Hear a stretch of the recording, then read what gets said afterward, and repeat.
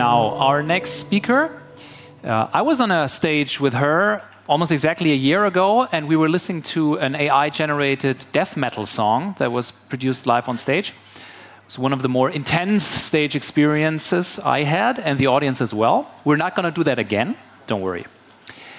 So, she is the new product manager for new editorial products at Deutsche Presseagentur. She was, until a couple of weeks ago, a dear colleague of mine at Süddeutsche Zeitung, where she was not only involved with the Panama Papers investigation, but she was also responsible for AI and product development. Please welcome Elisabeth Gamperl.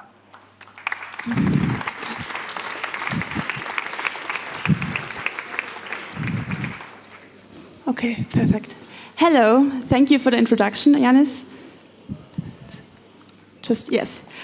Hi. I work in journalism for over 15 years now, and I built AI bots, I built interactive storytellings, and I've been working in the intersection of technology and journalism for quite some time now, and I'm very happy to share some thoughts with you today.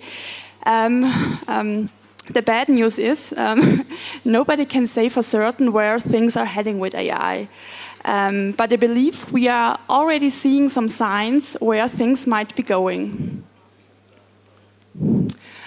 To make sense of journalism in the age of AI, I think it helps to take a step back and recall the ideas we once learned in journalism school or in the newsroom, and to question them, so to question our dogmas.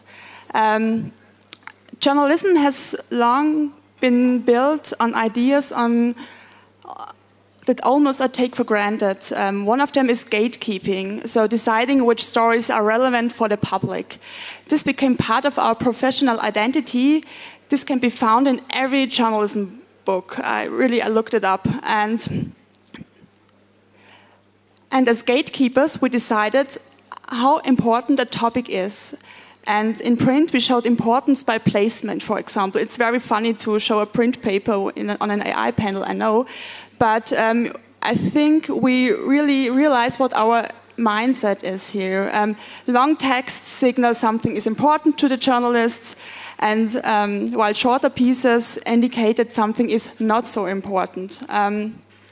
But maybe, just maybe, I brought you a quote from David Caswell. I think many of you know him. He is a former BBC journalist and one of the, important thinkers of AI in journalism right now.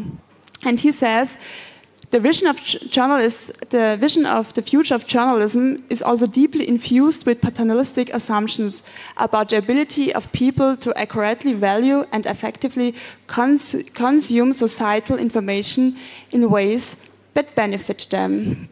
So what I want to say here is maybe we are underestimating our audience. And if we look around today, journalism is no longer exists in isolation. Anyone can publish. Algorithms amplify. AI generates content. And we could say, I hope you see it, sorry for all the chairs here in front of me and next to me. We could say journalism has entered a post-autonomous era. It no longer exists in isolation. It's not in a neat bundle on its own. Today, it's deeply entangled with technology, with platforms, and with algorithms. We must accept that, and in terms of content, we really have to accept that we are one player among many.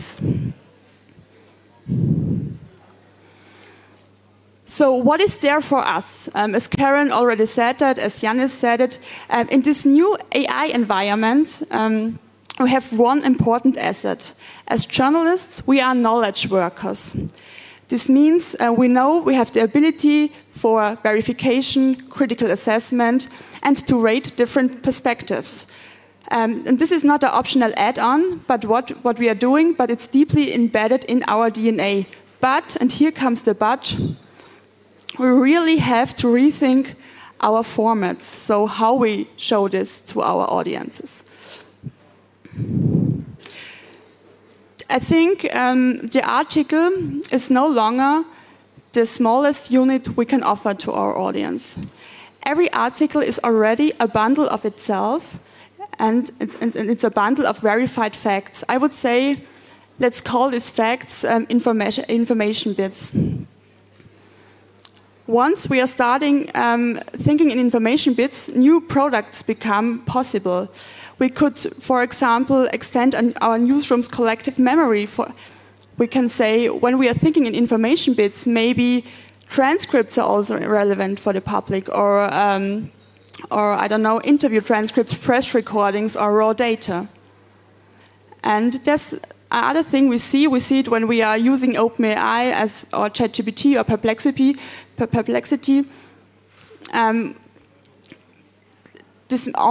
When you think in information bits, it matches new user behavior. People are getting used to to have a dialogue with information through chat or through voice. And instead of relying on the classical news pyramid we learned in school, which presents information from the most important to the less important one, adaptive products become possible.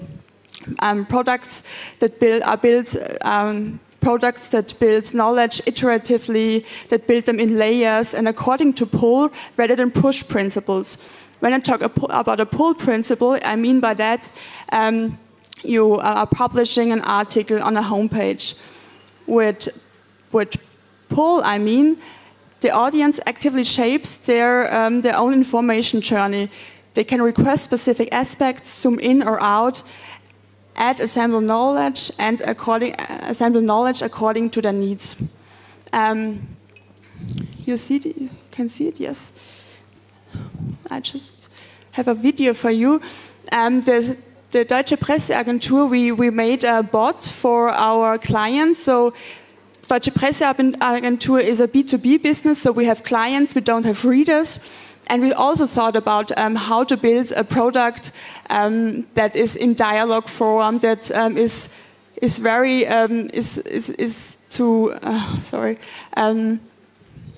that is like everyone's needs and it's like the client's needs. So here you can ask a question, ask about Söder, and he writes a summary, and on the right side you see also the sources, and you can check it yourself.